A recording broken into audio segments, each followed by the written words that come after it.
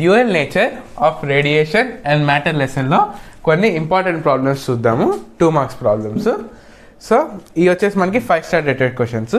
So ఆ questions ఏంటో చూద్దాం.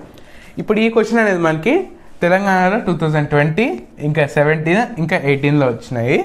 ఈ క్వశ్చన్ వచ్చేసి మనకి what are cathode rays. So అసలు క్యాథోడ్ రేస్ అంటే ఏంటిది, దాన్ని మనం ఒక డయాగ్రామ్లో విజువలైజ్ చేసి చూద్దాం. సో మనకి ఇది వచ్చేసి ఒక డిశ్చార్జ్ ట్యూబ్ అనమాట.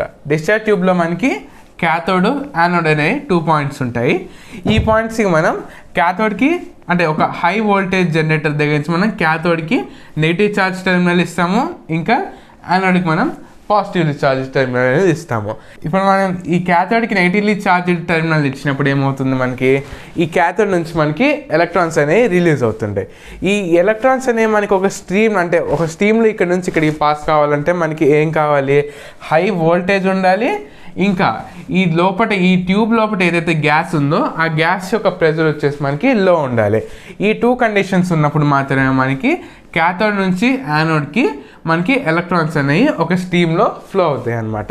ఇది ఈ క్వశ్చన్ యొక్క ఓవరాల్ కాన్సెప్ట్. సో మనం దీన్ని ఒకసారి వర్డింగ్స్లో డిస్కస్ చేసి చూద్దాం.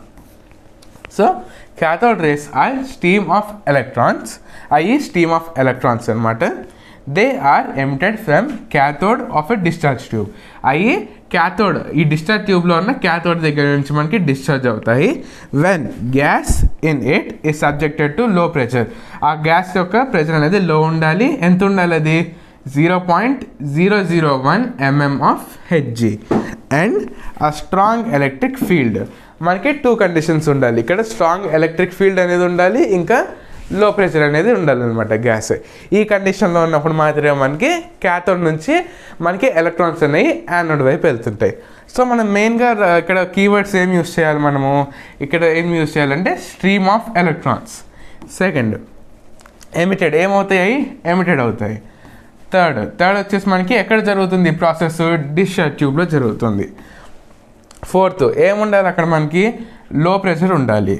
ఇంకా ఫిఫ్త్ వచ్చేసి మనకి ఎట్లా ఉండాలి, అది స్ట్రాంగ్ ఎలక్ట్రిక్ ఫీల్డ్ అనేది మనకి అక్కడ ఉండాలన్నమాట. సో మనం ఈ పాయింట్స్ కనుక యూస్ చేసి మనం ఆన్సర్ కనుక రాస్తాం మనకి 2 మార్క్స్ అనేవి కంపల్సరీ వస్తాయన్నమాట. సో ఈ క్వశ్చన్కి ఆన్సర్ వచ్చేసి ఇది. సో మనకి అసలు 2 మార్క్స్ క్వశ్చన్లో ఎక్కువ రాయాల్సింది ఏం లేదు, మనకి జస్ట్ ఆ క్వశ్చన్లు ఏమడిగాడో దానికి పాయింట్ టు పాయింట్ వస్తే సరిపోతుంది. సో మనకి ఏ క్వశ్చన్ నేర్చుకున్నా దానికి కొంచెం కాన్సెప్ట్తో నేర్చుకుంటే మనకి రాసేటప్పుడు ఈజీగా ఉంటుంది. సో ఈ వీడియోస్లో మేము ఏం చేసామంటే కొంచెం ప్రతి క్వశ్చన్కి కొంచెం ఎక్స్ట్రా కాన్సెప్ట్ యాడ్ చేసి మేము వీడియో చేసాము. సో దీంతో కనుక మనం నేర్చుకున్నట్లయితే మనకి ఫర్దర్గా క్వశ్చన్ రాసేటప్పుడు ఈజీగా అవుతుంది. సో మా కాలజ్ఞాన్ ఛానల్ కనుక మీకు నచ్చినట్టయితే లైక్ చేసి, షేర్ చేసి, సబ్స్క్రైబ్ చేసుకోండి. Thank you.